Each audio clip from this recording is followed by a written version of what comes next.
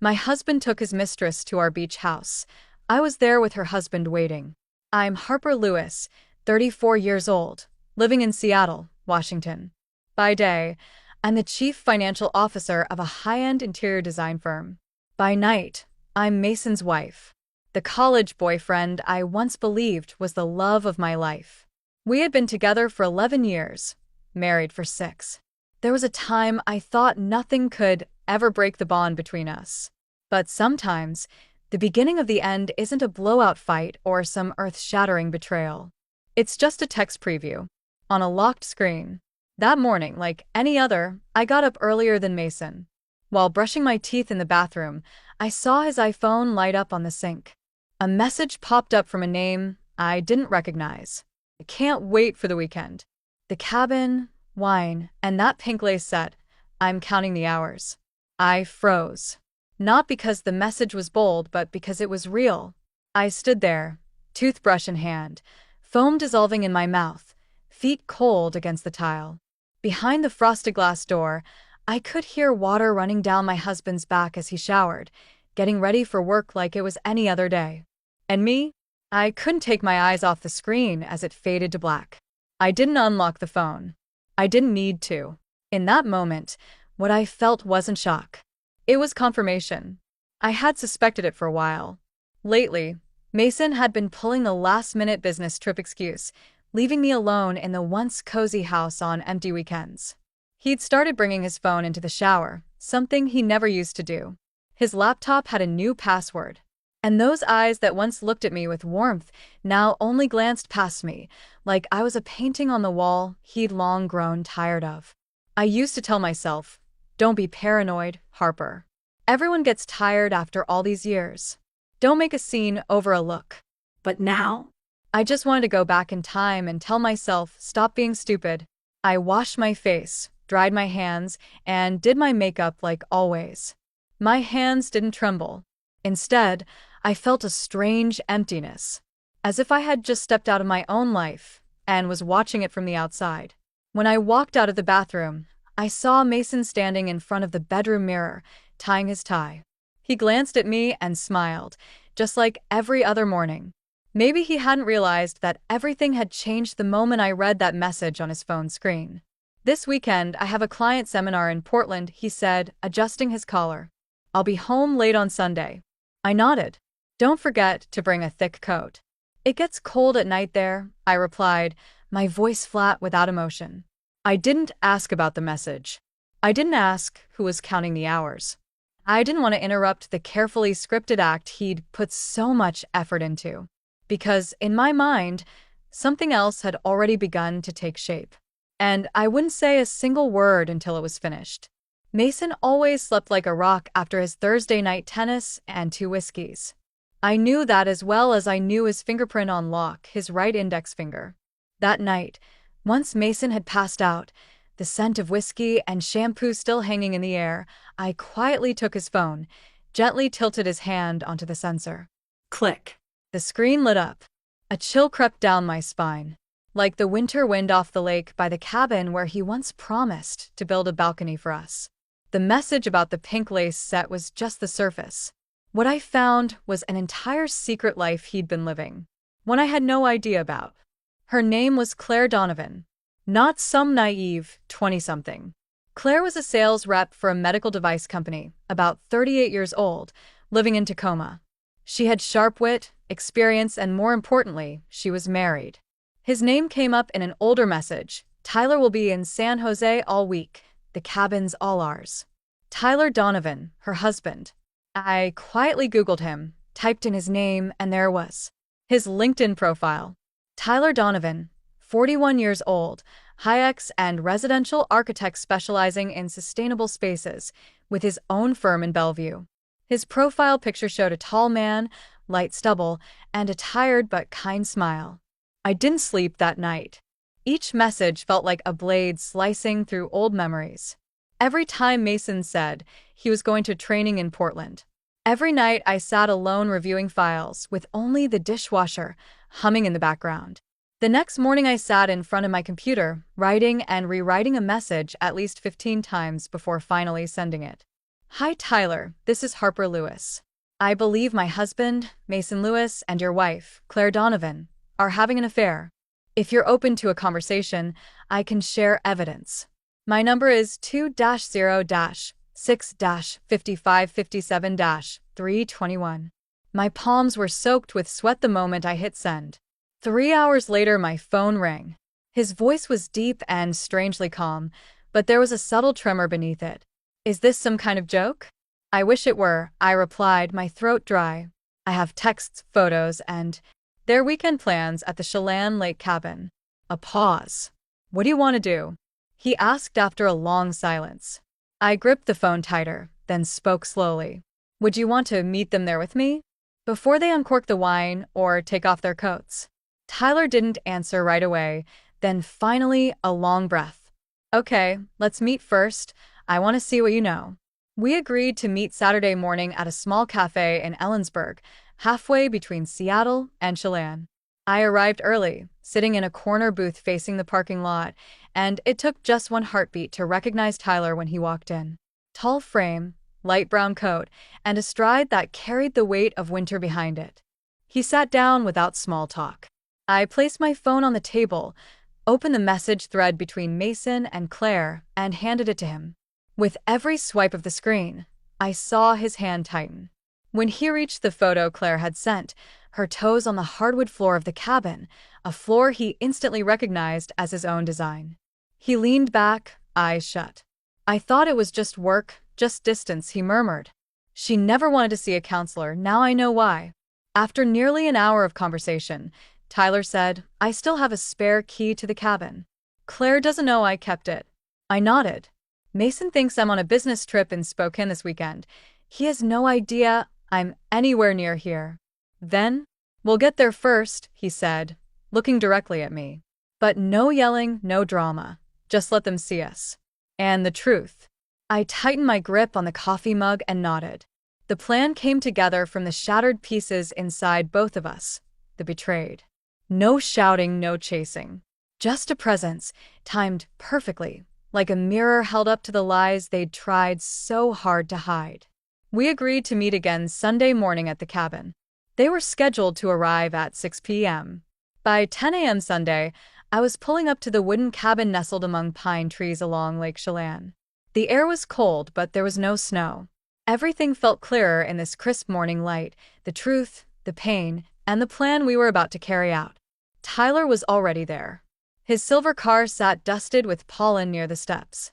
He was inside, holding a mug of hot coffee, eyes fixed on the still water of the lake. When I walked in, he nodded. A simple, familiar gesture, as if we weren't strangers bound by betrayal. Did you sleep? He asked, his voice low and soft. I'm not sure. Maybe I closed my eyes for a few hours, I replied, setting my bag down on the wooden chair. You? No, but I'm used to sleepless nights. Architects work best in silence.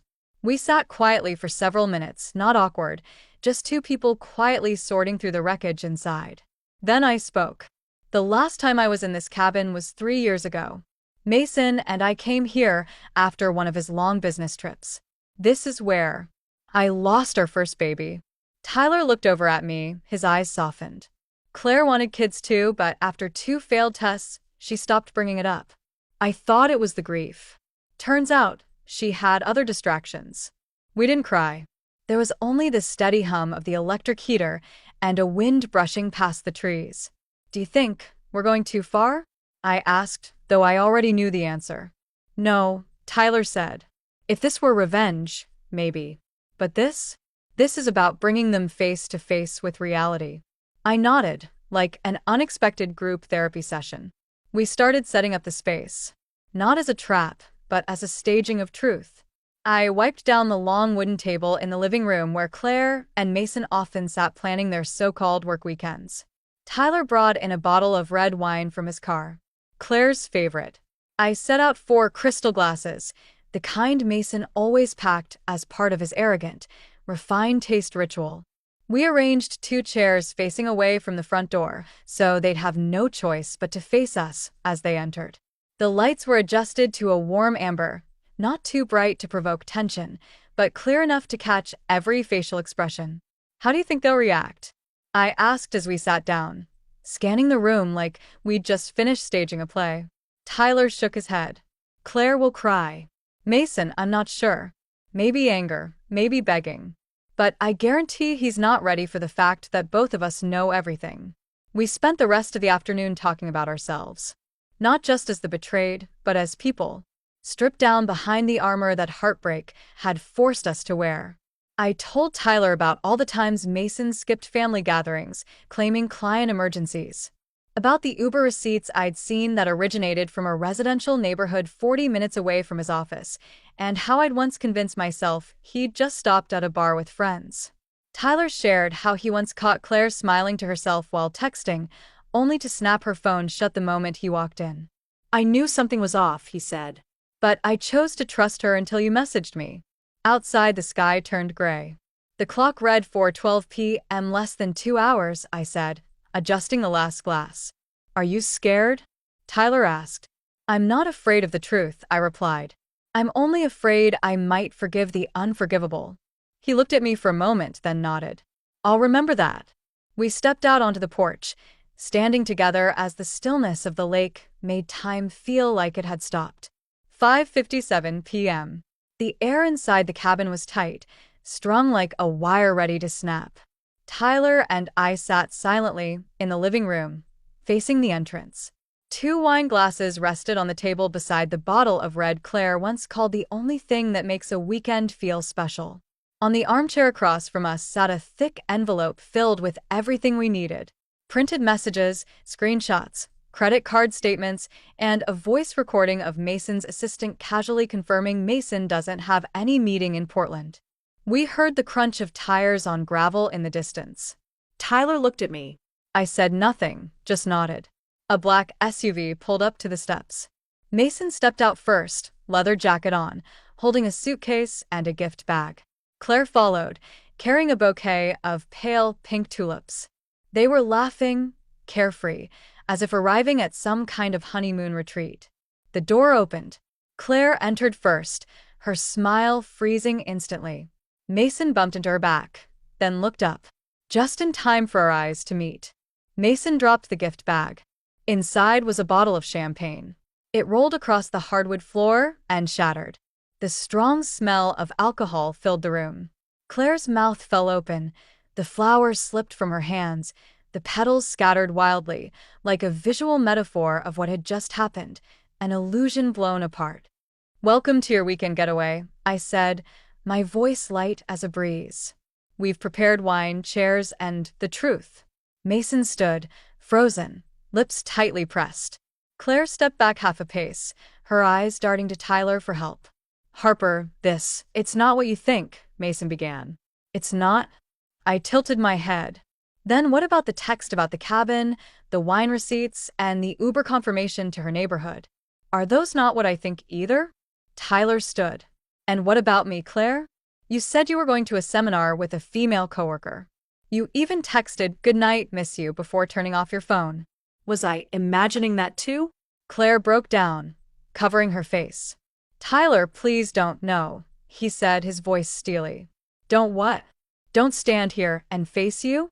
Don't hear the truth? Don't watch my wife cheating in the very house I designed with my own hands? I stood and took the envelope from the chair beside me, placing it on the table. I didn't come here empty-handed, I said, my voice steady. I spent the last 48 hours gathering everything. Call history, messages, photos from the company wedding. Claire and Mason both attended. The one Mason told me was just with the guys. Claire turned pale. Mason grabbed the envelope, flipped through a few pages, then threw it down after only seconds. His eyes bloodshot. You were spying on me? I looked at him directly. I was verifying the truth. Because I'd been suspicious for too long, and because you were so careful, I had to be. Claire collapsed into a chair, hair disheveled, tears running down her cheeks. Tyler didn't move toward her. He turned away, staring out the window like he needed air. Claire, how long? He asked, still not looking at her. 7 months, she whispered. I felt a tight knot in my chest. Mason clenched his hands, stepping toward me as if to explain. Harper, I was wrong. But that doesn't mean I stopped loving you. I stepped back. If the love you're talking about is the kind that brings another woman to the same place where I lost our child, then you can keep it. The room fell into silence. I looked at Mason one last time. You can choose to leave now or sit and hear this through, but if you think there's any chance for forgiveness, then you've completely misunderstood who I am. Tyler looked at Claire, then turned to me. I need some air. I nodded. So do I. We stepped out onto the porch, leaving behind two people breaking apart in the ruins of their lives. Outside, Lake Chelan was still calm like it had been that morning. But for me, the wind had started to rise. We returned to the living room in silence. Claire and Mason were still seated, neither looking at the other. The air was thick, heavy, with things left unsaid. I pulled a chair across from Mason. Tyler sat beside me, staring straight at Claire. No one spoke. Not until I placed the second folder on the table did the atmosphere begin to shift. Mason, I said, eyes fixed on him. Have you ever told Claire why we've kept separate finances for the past 6 years? He stiffened, harpered that I'll tell her. I cut him off. Claire, maybe you didn't know, but Mason once racked up over $42,000 in gambling debt back in 2015. His parents quietly paid it off to avoid damaging his career. After that, I had to keep separate accounts, not because of distrust, but because I saw firsthand how much he could hide. Claire turned to Mason, stunned. You never told me that. Because it has nothing to do with what's happening today, Mason snapped. Doesn't it? I tilted my head, eyes locked on him. You cheated on me and tried to justify it by saying I was too busy, too cold. But you forgot to tell your mistress that I've been the one carrying the financial load, paying this cabin's mortgage every month, while you were lying and playing cards with your old friends in Tacoma. Mason lowered his head, saying nothing. Tyler now turned to Claire. And you? You told me the bank delayed the roof repair loan. But the truth is, you transferred nearly $10,000 to a rehab center in Spokane. The recipient? Jackson Donovan. That's your brother, right? Claire looked overwhelmed, her face pale. I didn't want you to worry. No, Tyler said, voice steady but cold. You didn't want to share the truth. You've been living 2 lives, one with me, one with Mason. And the worst part is, both were built on secrets. The room fell silent. I nodded slightly, then said, this is the only thing you two have in common. You've never been honest with either of us. And even with each other, it's just polished versions of yourselves. Claire burst into tears. I never meant for it to go this far. But you let it, I replied. I don't know what hurts more, being betrayed or realizing the person who betrayed you doesn't even have the courage to admit they were wrong. Mason looked at me, eyes red. I'm sorry, Harper. Truly sorry.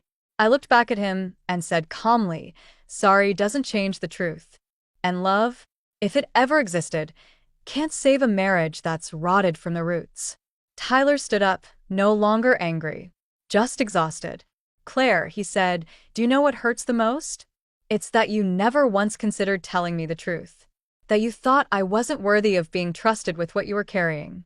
Claire said nothing, her face drenched in tears. I stood as well. I didn't come here to get love back. I came here to reclaim the truth. And the truth is, Mason, you don't love me. You love the validation of being admired. Claire, you don't love Tyler. You love the feeling of escaping a life you didn't have the courage to face. I looked at both of them one last time, then said slowly, love isn't enough. Trust, respect, and honesty are the foundation of any real relationship. Without those, love is just a beautiful illusion. Just as I finished, Claire suddenly stood, her hand gripping the edge of the chair. Her eyes were red, not just with shame, but something else. A mix of fear and confusion. There's something I haven't said, she said, voice shaking. Tyler turned to her, brow furrowed. Again?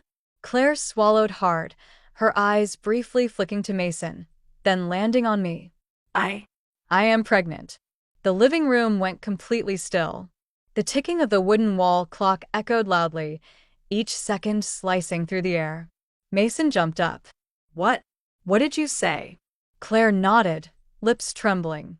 I know it's not the right time, but I found out just last week. I was going to tell Mason this weekend at the cabin, but Tyler stood frozen, his voice barely above a whisper. Is the baby mine? Claire turned to him, eyes glistening. Yes. I'm sure. Mason and I always use protection. I went numb. For a few seconds my mind went blank, then quickly flooded with a storm of emotion. No one had prepared for this. No one expected that a confrontation would be overturned by the arrival of an unborn life. Mason stared at Claire, wide-eyed. You're saying you're pregnant with his child? Don't call him his, Claire snapped, showing the first hint of composure since she entered. I was wrong to cheat, but at least I never lied to you about how I felt. Tyler turned away, fists clenched. I looked at Mason. He couldn't speak. His furious expression shifted to something unrecognizable. Shock. Humiliation? Or just complete emptiness? I took a deep breath and stood. Looks like we've all had enough for today, I said, my eyes still locked on Mason. And since everything is out in the open, I won't drag this out. I opened my bag and pulled out a small folder, placing it on the table next to him. This is the divorce petition and all the financial documentation I've prepared. I've transferred our joint assets into a separate account, legally. Everything's been verified by my attorney. I have nothing to hide. Mason still didn't respond. You can review it or refuse to sign it right now. But I'm not changing my decision. Claire sat back down, instinctively holding her stomach. Tyler turned to her, voice low but controlled. I'll need time to process all of this. But if you're keeping the baby, I'll take responsibility.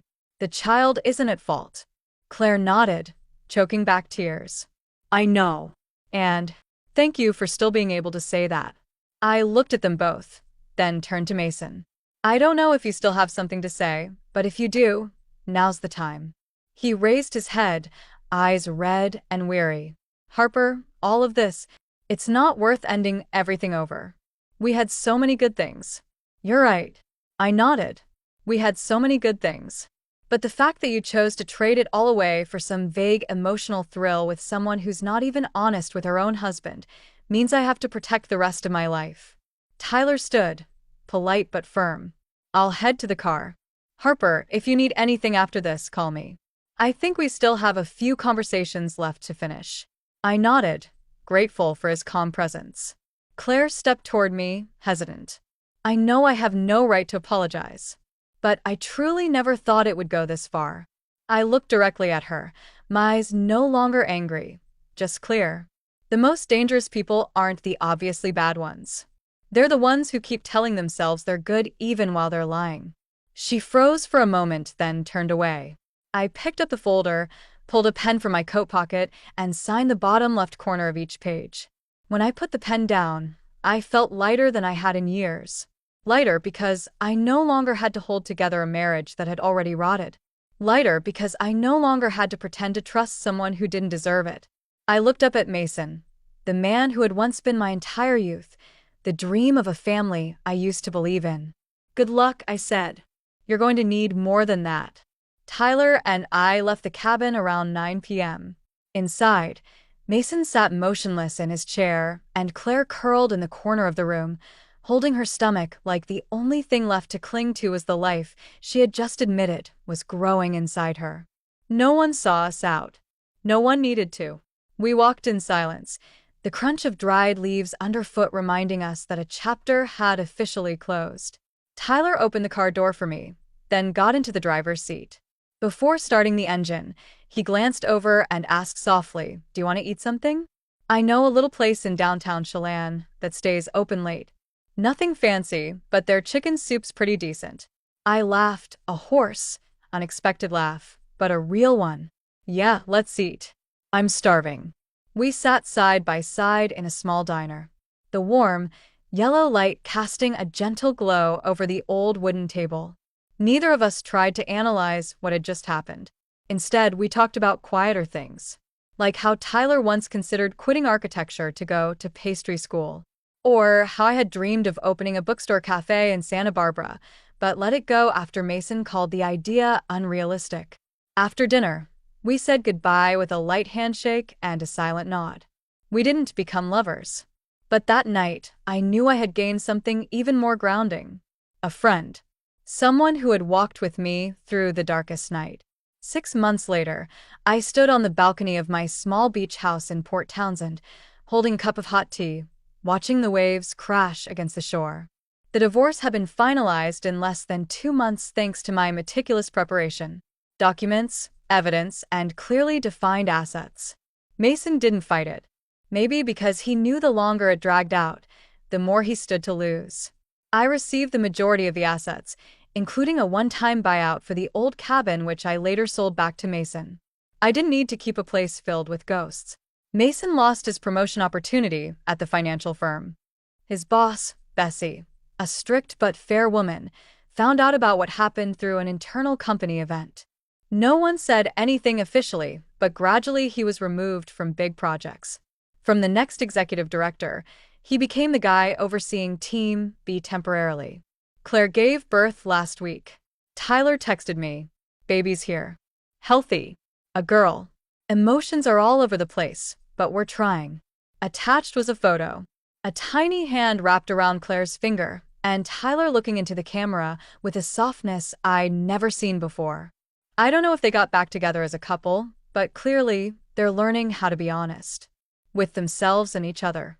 Even if late. As for me, I live alone in a new house by the sea. It's not far from Seattle, but peaceful enough that I can hear the wind every morning. I changed jobs. No longer a CFO, but a freelance financial advisor working on my own schedule. No more packed meetings. No more midnight email chains. I've also learned how to unplug, how to rest, how to breathe. Tyler and I still keep in touch. Not often, but consistently. Sometimes it's a quick, happy Thanksgiving. Sometimes it's just saw a little French-style cabin in Oregon. Made me think of you. Beautiful. And sometimes it's a 15-minute call just to ask, are you doing okay? I don't need anything more. We walked through one of the longest nights of our lives together, and even though neither of us says it, I know. We're friends. A kind of friendship that needs no labels. Just a look to understand each other. That evening I sat on the front porch, holding my favorite book with a small music player beside me, softly playing a Debussy symphony. I didn't think about Mason anymore. No more pain. No more regret. Only a quiet peace, like the autumn sea. I had survived what once felt impossible. And most importantly, I had found myself again. One early morning in March, just as the sun rose over the distant pine trees, I woke up earlier than usual. Not because of an alarm clock. Not for a meeting or a packed schedule. Simply because I wanted to enjoy the early moment of the day that I had missed for years. The light streamed through the glass windows, spilling across the living room of my small home on the bay in Port Townsend. The space was bathed in a soft golden hue, reflecting off the teacup in my hand, making everything feel strangely clear. I sat down in my familiar armchair, draped a light knit blanket over my legs, and gazed out at the sea, gently lapping in the distance. My heart no longer felt heavy, and most importantly, I no longer felt like the woman left behind. I had divorced and started a new life. Mason had once been a significant part of my world, but he wasn't the destination. He came into my life to teach me an expensive lesson. To wake me up and help me realize that trust should never be given to someone who doesn't know how to protect it. Love doesn't last when honesty is missing. And blind sacrifice only makes us forget our own worth. For years, I tried to be a good wife, successful at work, gentle in conversations, forgiving of flaws. But what did I get in return? A marriage filled with betrayal. A husband who no longer looked at me like a partner, but like someone planning his escape without being caught. Did it hurt? Of course. But the pain no longer drowned me. It had brought me back to shore. I had found myself more than ever before. I was no longer the woman sitting alone in the car, silently crying after realizing her husband changed his password. No longer blaming herself. Maybe I wasn't soft enough. When he avoided holding her at night. No longer clutching a coffee mug each morning, just to hear his words while feeling completely numb inside. I am steady now, clear, alert, and strong enough to walk away from anyone who no longer deserves a place in my life. I remember the last time I saw Mason. It was at a financial charity event in Seattle. He stood across the room with a glass of wine, watching me from a distance. He looked different, thinner, quieter. As I walked past him, he softly called, "Harper." I turned. "Hello. You look, well," he said, hesitating. "I am well," I nodded. "I just wanted to say I'm sorry." I smiled. "I know. But you don't have to say it. Because that's the past. And I've chosen to live in the present." He nodded and stepped back. For the first time, I saw him as small. Every morning in my new home, I open all the windows to let the sunlight in. I keep pots of lavender along the porch and grow herbs just outside the kitchen. I started picking up what I once abandoned: an unfinished manuscript, a few pages of journaling, a letter to my 25-year-old self. Naive, but full of dreams. I began offering financial counseling for divorced women. Not as a cold expert spouting numbers, but as someone who has lived it, who understands the fear and loss that come with starting over. They trust me. And I know why. Because I don't just speak with reason, but with a heart that's been broken and carefully rebuilt. Tyler still keeps in touch. These days he's busy with his baby, but once in a while, he sends a message. Nora rolled over today. Her smile looks just like Claire's. I'm happy for them. Not because they erased the pain, but because they learned how to face it and heal together. As for me, I'm not looking for new love. I'm not rushing into a relationship just to fill a void. I'm learning to love myself first. Something I had forgotten for years. One weekend afternoon, I drove along the coastal road, playing an old playlist Mason used to call Too Sentimental. The music filled the car. "Dog Days Are Over" by Florence Welch. I smiled as the wind swept through my hair, not because the past had disappeared, but because I'd gone far enough from it to look back without hurting. I used to think losing someone you love was the end. But it's not. It's just the end of something that no longer served you, so you can begin something better. And if someone were to ask me now, "Harper, do you regret anything?" I would answer without hesitation, I don't. Because some people come into our lives not to stay, but to teach us how to leave at the right time. My story isn't a tragedy. It's a journey of rebirth. From a betrayed wife, I've learned to stand back up, to heal, and to love myself again. I no longer resent the past, nor seek revenge. Instead, I choose peace and a life I own. Every morning in my new home is a reminder. Sometimes, loss clears the way for something better. And I'm grateful I had the courage to walk away when it mattered most.